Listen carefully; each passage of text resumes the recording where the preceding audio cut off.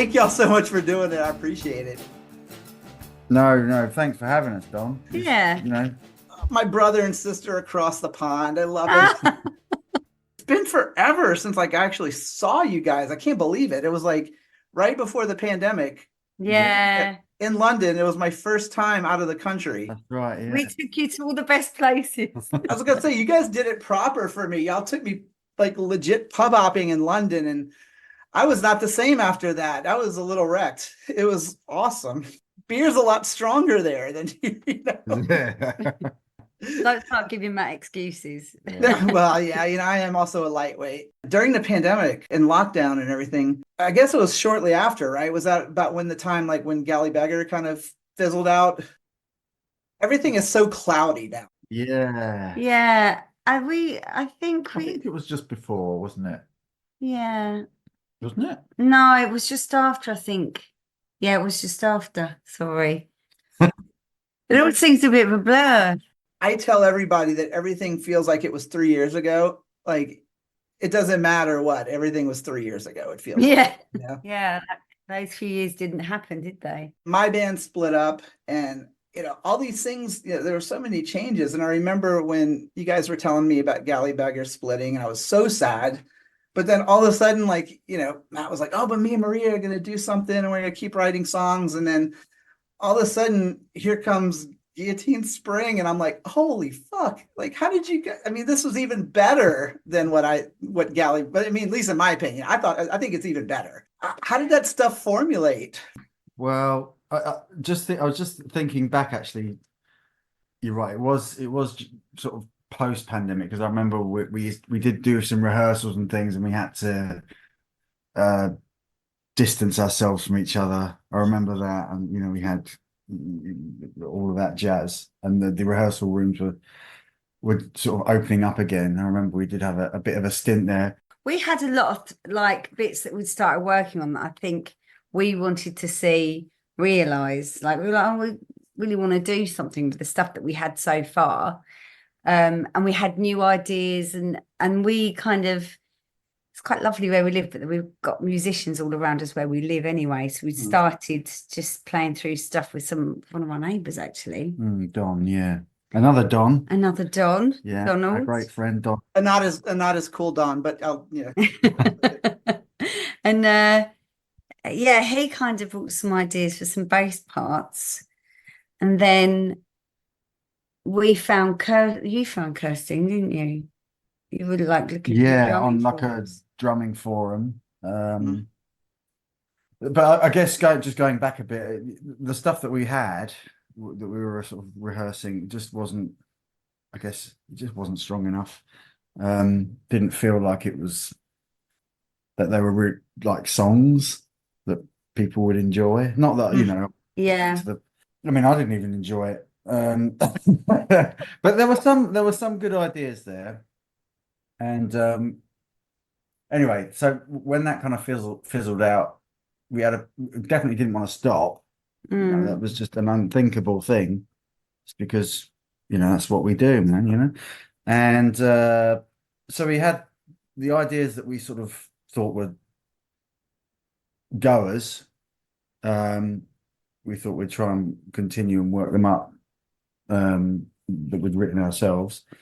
And then I had a couple of other bits and bobs that hadn't made it, or that hadn't got to the stage of showing the band. So we thought, let's try that. And then when we realized that we didn't have to pass everything through the filter every time of 4 other people, it was quite nice, wasn't it? Yeah, I think we could we were working, like writing things a lot more quickly, because we didn't have to work it to a point, record it, share it, go into the studio, work on it with other people. We could kind of just please ourselves. But obviously we sat in with each other in the evenings. We could just churn stuff out and play it around with it. And we know what's right and what sounds bad, hopefully.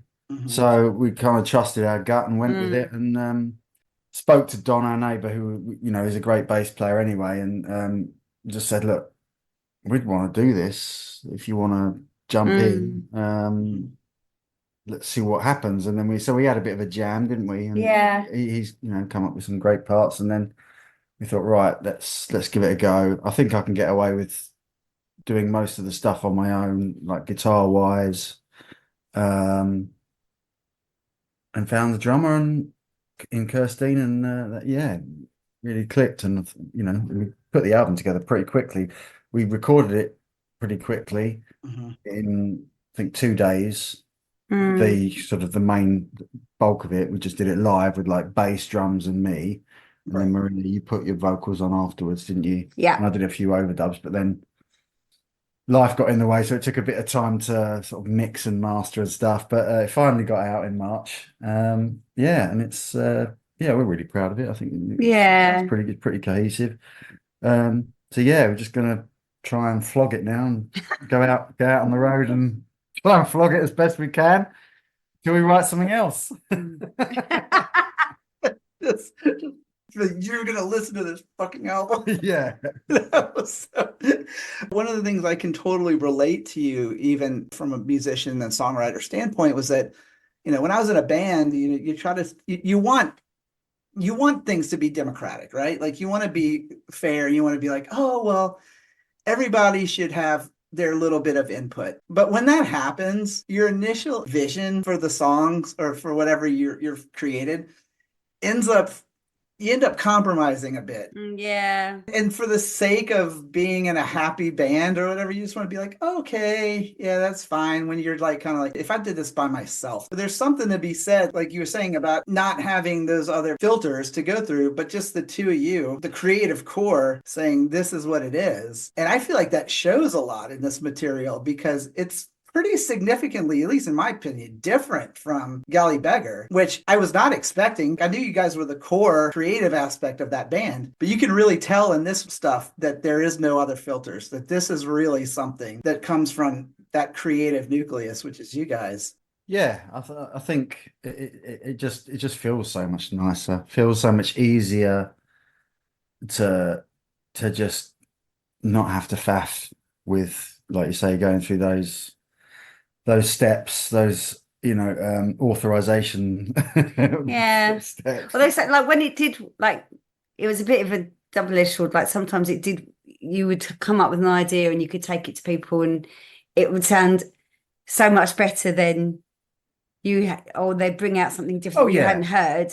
Yeah. But it could take 6 months to get one song so that everybody's happy with it, which slows the process down. And like by the time you get to the point of recording it, you're already kind of sick of it, like because you've worked on it, for so long. And people's ideas of what things should sound like are totally different, understandably. So it does kind of warp the song a bit, or the idea, and it just ends up most of the time anyway being a bit long-winded or overly convoluted, or you know what I mean, short, sharp songs. That's what we do. Yeah, 3.5 minutes.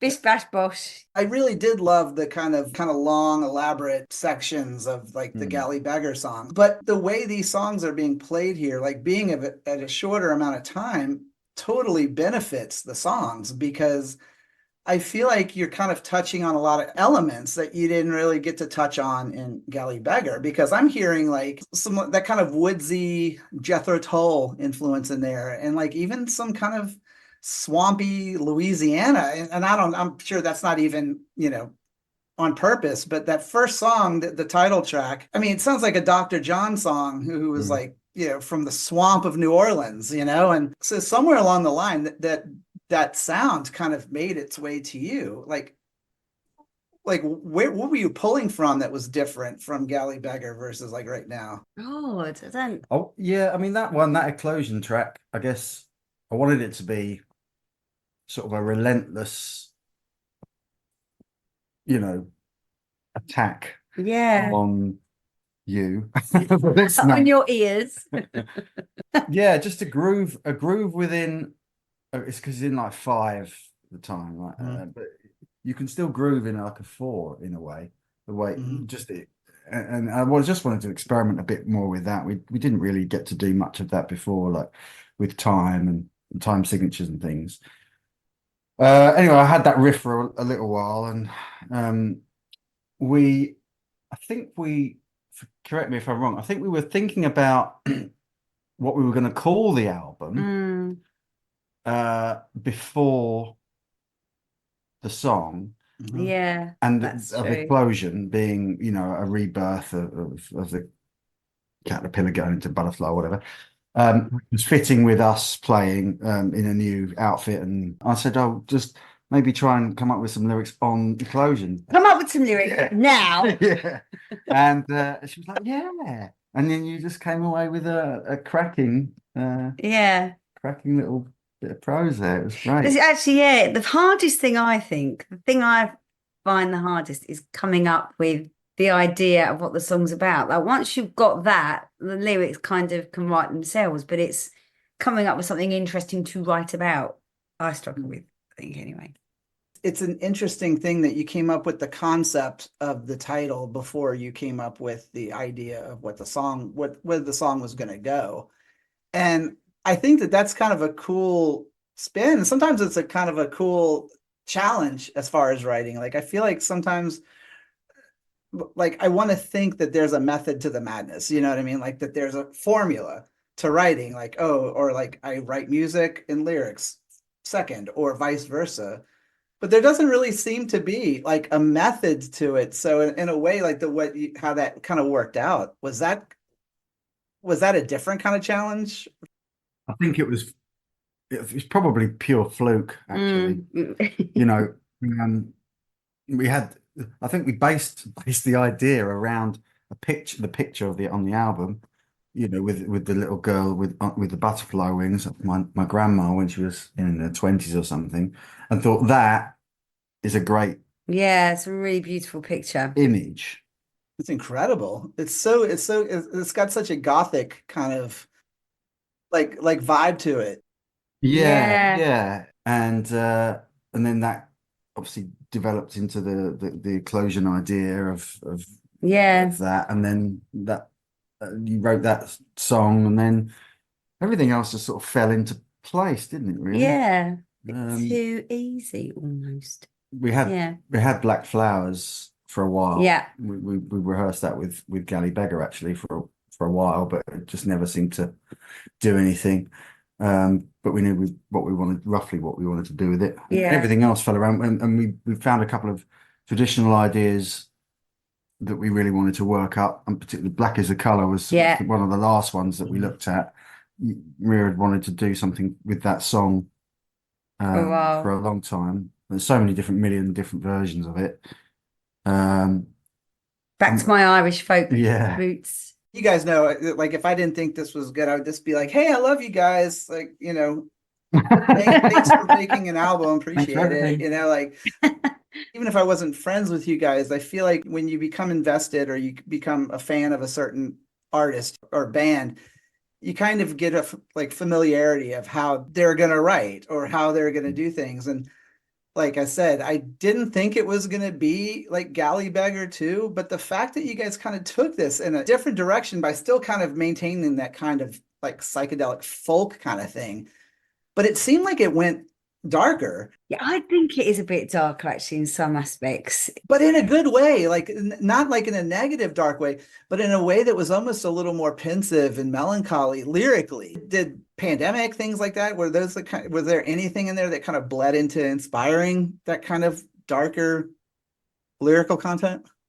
We had quite a few. I'm not going to do it too much. We had quite a few bereavements, so I think you can definitely, like Black Flowers was about going to see my grandfather in his hospice, and there's a lot of that because they were like black. I remember like driving through the gardens and they'd put black crepe paper flowers on all the fences, which I thought was a bit weird. Like, if it's not dark into a hospice, why would you put that on a fence when people are driving in?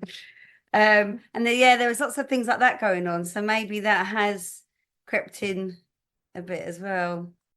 I mean, because like I said, I'm looking at the song titles here, and like even the titles, Whispers, Black Flowers, In Your Garden, titles that kind of sound a little more pensive. Looking at the titles, it made me want to go, oh, I wonder what's going to be in the direction that you guys are in now. Did you ever feel like when you were in Galley Beggar that this was an area that you wished you would have gone into with that band? Yeah, I think with Galley, so I think Galley Beggar was obviously a mixture of all of our styles. So I think that's why it doesn't, if you listen to those, to Galley Beggar and Guillotine Spring next to each other, they don't sound completely different, because you can hear our, like what we were writing is kind of fused with kind of all kind of Dave's guitars and his kind of input, what he's into, and everybody had a little bit of something different to give.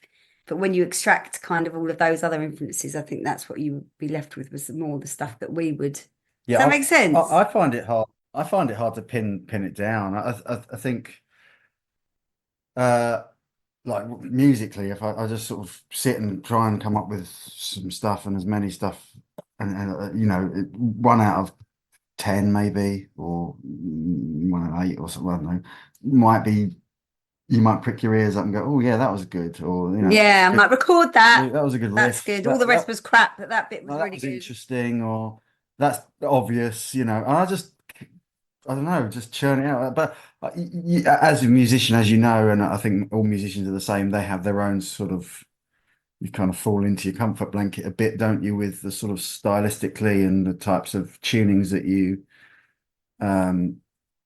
go to. So there is a bit of crossover there, I think, musically, but I just think I wanted to try and do stuff a bit more weird with sounds. So experimenting with different pedals, like pianos and things like that. And that was one of the challenges, actually, was when we were doing the overdubs and recording the album, using all different kinds of weird and wonderful things, is actually trying to, how are we going to recreate that live? Yeah. But we figured it out, you know, because, you know, putting backwards guitars on it and then just throwing all sorts of effects all over it, and it comes up with a wonderful kind of psychedelic sort of sound. And then you go, oh God, I've got to try and do that live. Get somewhere close to it, yeah. Yeah. Press that pedal, that pedal, that pedal, that pedal, and hope. Yeah. I still don't have loads. I still only have the kind of the standard stuff. I borrowed a few, like sort of phaser, wah, tremolo, tube screamer, and a delay. That's pretty much all I use. But I got some shiny new pedals though, so you've got a Mellotron pedal, which is really cool. Yeah.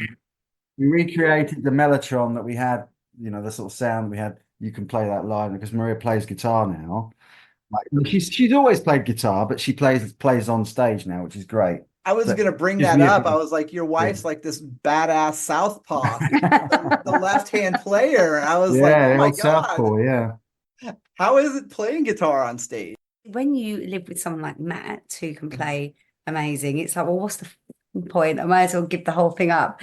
So I didn't play it for ages. And it was a bit daunting. I'm going to say it was a bit daunting, actually, because just is doing something like that first time. But it's okay now. Like, I actually quite enjoy the ones where I do play. Quite enjoy it now.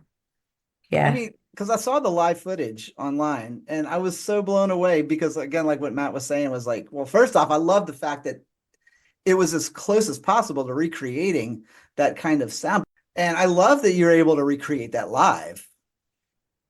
Yeah, I think we're a lot more economical with the sound, and making one sound go a lot further, basically, or one thing. But yeah, no, it's very enjoyable to play that sort of stuff live, and yeah, hopefully we'll get to do much more of it if people like it. But yeah. It was exciting for me to actually see you guys back up on stage with like a new lineup and a new style of music. And again, me being a Galley Beggar fan, do any of those songs carry over into Guillotine Spring at all? Or is this like its own thing where like you're kind of looking at the Galley Beggar material as like, you stay over there, we've got this now? That one. Yeah. We wouldn't, certainly not not until we're all, we're doing our sort of 70th anniversary tour, would we bring out an old Galley Beggar song. But yeah, one, we probably wouldn't do it justice, because that band was very special. I think, it was a sort of 15 years of my life, kind of musically all I was thinking about. It was a long journey, and it had its ups and downs, but it was very satisfying at times, and I'm sort of proud of what we did in that band. But I wouldn't want, I don't want to sort of retread that, because like I say, it's not just about, there was 6 of us, and we just wouldn't get away with this.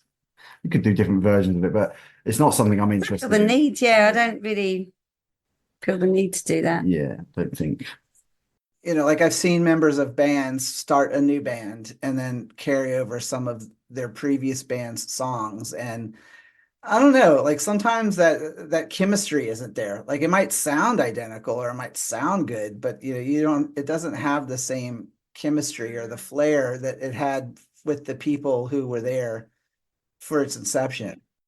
Yeah, I don't know if disrespectful is the right word, but it would just feel a bit cheeky, off. It would feel a bit cheeky.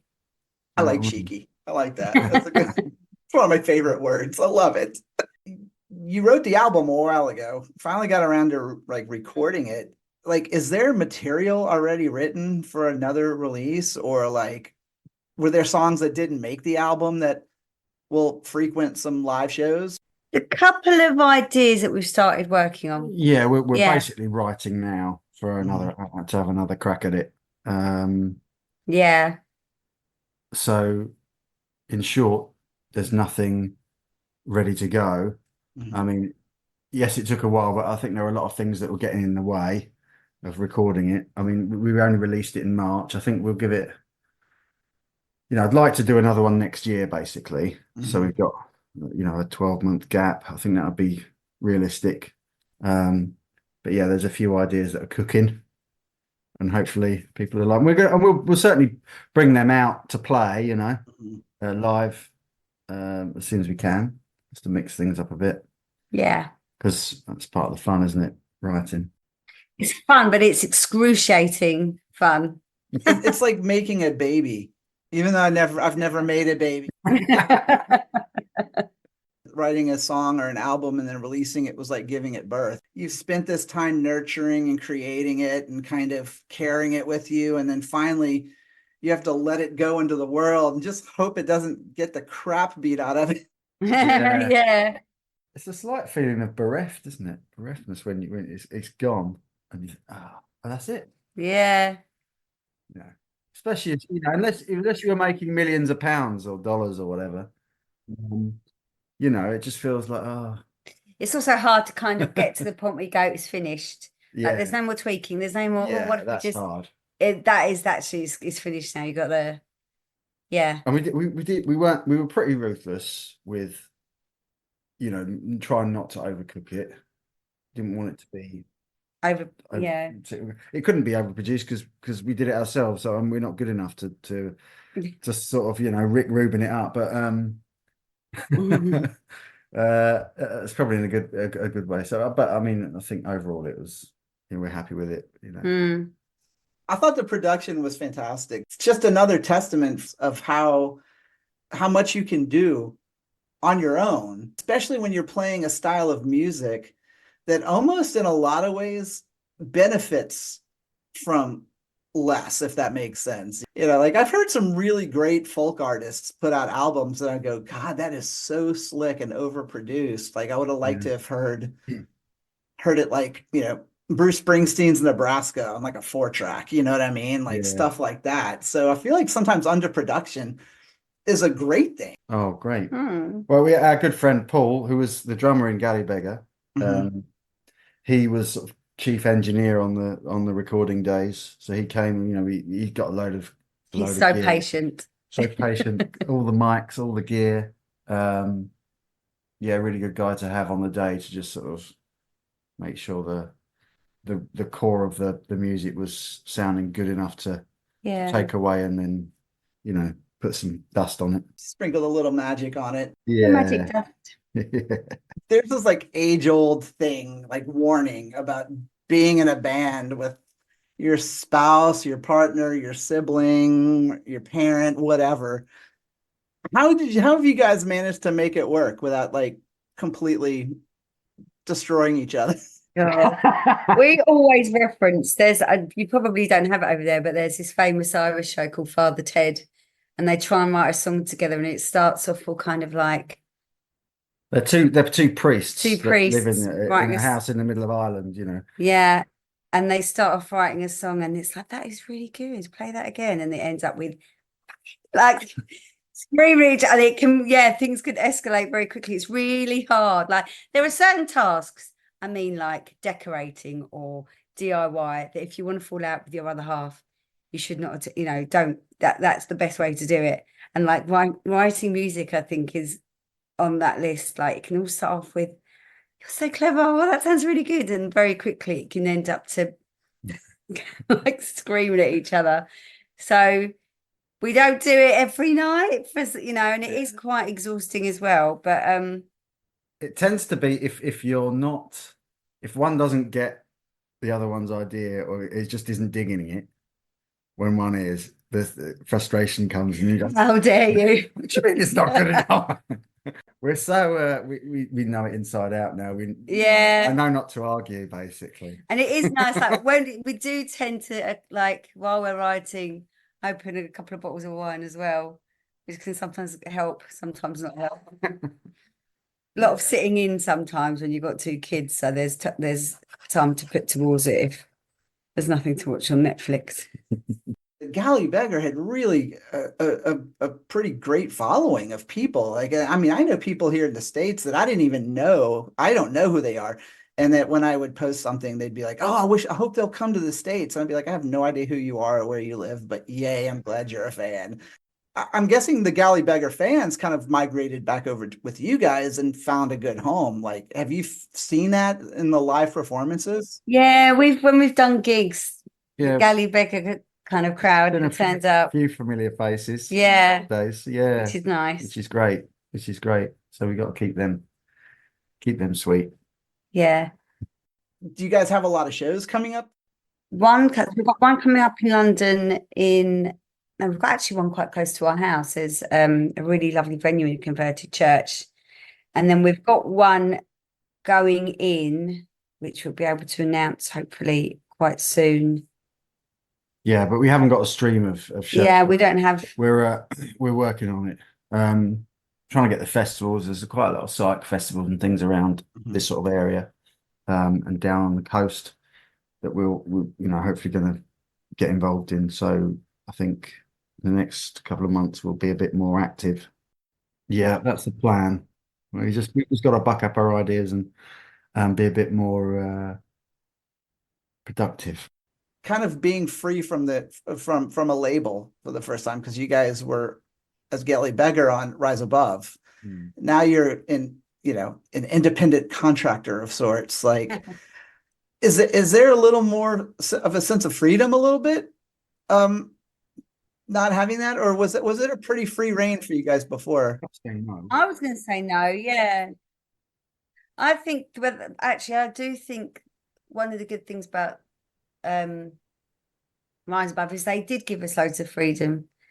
They never kind of tried to influence any of what we were doing. They left us alone, didn't they? Yeah, they just kind of let us get on with it and see what we came up with. Yeah, I guess the only thing is their contacts and distribution things are probably a lot better than us. Yeah, from scratch. If I'm being brutally honest. Yeah, but I don't think we've felt more free to do anything. As I say, there was no restrictions, no instructions of what we should be doing and when. I think recording it and producing it myself, I probably felt a lot freer than I would have done going in the studio with another producer. And I know that can sometimes make some magic, but having complete and utter final, you know, That's the sound I want to get, and I'm going to just muck about until I get it. I don't have just 5 days in the studio to play with. I've got forever, really. Then I will return to your question and say that there was more freedom there, because I doubt they would have let me record the album at Maria's mum's house in between two sofas as baffles, and using doors for isolation booths and stuff like, dining rooms and things like that. Having your kids hold up styrofoam, just stay there, don't move for an hour, you're good. Yeah. Baffle me. Baffle me. I love it. Yeah, so in that respect, I think I really enjoyed the process once we got everything up and running, of producing it myself. I think I'd like to do it again. I mean, it was stressful, but at least we had that ultimate control. Yeah. Knowing what you know now, based on the experience you just had making this Guillotine Spring album, going into the second one, is there something you kind of feel like, oh, I would do that different on this one? I don't think I would. I don't know. I mean, I wouldn't want to do another. I want to do something, go somewhere a bit different with it, but that would just happen anyway, wouldn't it? When you've done an album, you don't want to do another one exactly the same. But not from my perspective. Maybe do it a bit more quickly. Yeah, a bit quicker.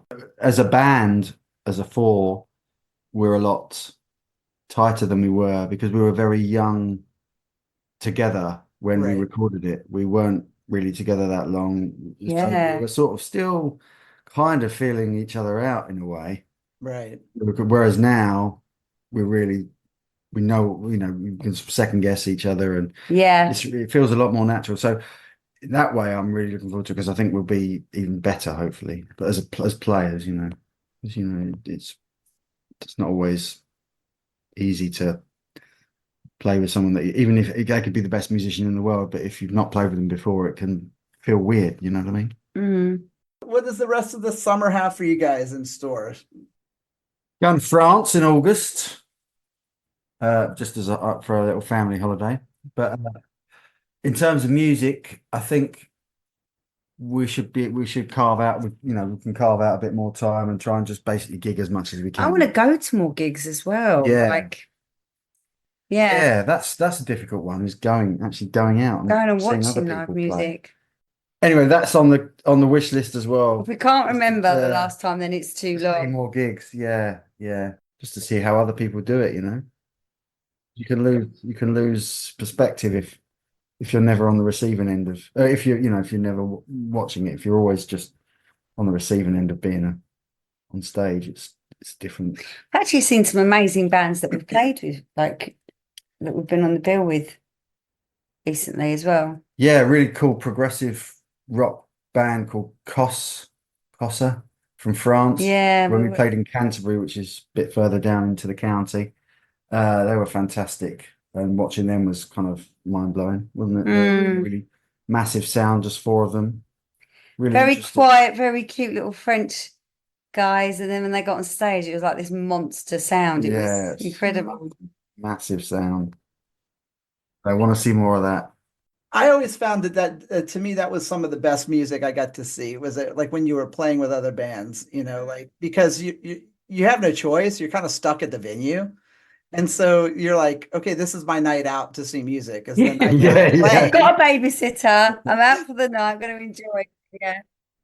So I guess for my very last question is that the local scene around where you guys are playing, is it a pretty diverse, and is it competitive, or is it more of like a unified kind of like an extended family kind of vibe? We're kind of where we're based. There's obviously, we're quite close to London. I mean, I work in London, so there's obviously loads going on there. But there's like this real, like really interesting music scene kind of on the Kent, like we're in Kent, and on the Kent coast down there, like Margate, Hastings, Folkestone, and Brighton, like all of these seaside towns have started to put really interesting like Psych Fests on, and it's just, I don't know, they're just becoming really up and coming areas anyway, and lots of like younger musicians are moving out there, and yes, we're looking to try and start playing down in those areas as well. So they're definitely, I definitely kind of want to go down there and check things out, because there's loads of them, like in Deal as well.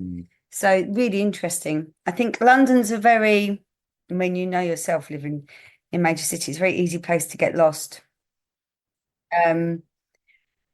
Whereas I think some of these new kind of up and coming places, like a lot of them have seen loads of like arts quarters going in, and musicians seem to be kind of flocking there. So yeah, it is a bit of an interesting, we're kind of right in the middle of the two as well. Like the gig that we played in Canterbury, I mean, Canterbury's university town, so there's always interesting things going on. But I mean, there was a band came over from Germany with a massive following and played Canterbury, which I was really surprised about. But this kind of music scene down there is really thriving. I'm envious of that, because here, and especially here in the States, I think because America is so vast, it's, like one of my friends who lives in Sweden is in a band called Children of the Sun. He was asking me like how far, he's like, oh, well, how far from Atlanta are you moving to where we're now? And I was like, oh, it's about 7 hours. And he's like, I can go to like 2 countries in 7 hours. Yeah. I guess you going to sort of Chicago would be like us going to Germany, wouldn't it? Or further than that. And before we go, I have to ask Maria, have you seen Cunk lately? Like, Cunk on Earth. She is right near the little square where I saw her is opposite the road from my work. And this is really weird that you've asked, because I did go looking for her. The other day, we did a treasure hunt at work. It was like one of those organised fun team bonding things. And they told us to go out and have a photograph taken with a local dog. And I thought, I know just the place, Wilhelmina. And we had to have our photograph taken with a famous person. I thought, I'm going to kill 2 birds with 1 stone. And she wasn't, most dog walkers do the same time every day, but she wasn't there. So I haven't seen her, but I did see Gary Oldman's trailer for a Netflix thing they're filming over the road from work. So I took a picture of the outside of that. As my favourite. Well, if you see her, tell her pump up the jam. She's wonderful, isn't she? From a joking standpoint, that's how like Americans really are. Which is, so it was like hilarious, but at the same time kind of uncomfortable, because I was like I see the humor in this, but I know people who actually think like this. You should check out, there's a good program over here called Motherland, and she plays like this. I don't know if you've seen it. It's a BBC thing. She's absolutely fantastic in that. Well, thank you guys for taking time out of your evening to talk. Wow. I'm so glad we got to do this. Thanks so much for joining us, man. Yeah. I love you guys. Yeah. Oh, come back soon. Take you out. I would love to visit London again. That would be so much fun. Well, I love you guys both. It's so good to see y'all. And thanks again for making such a great album. It's been one of my favorites this year. Thank you for your lovely words.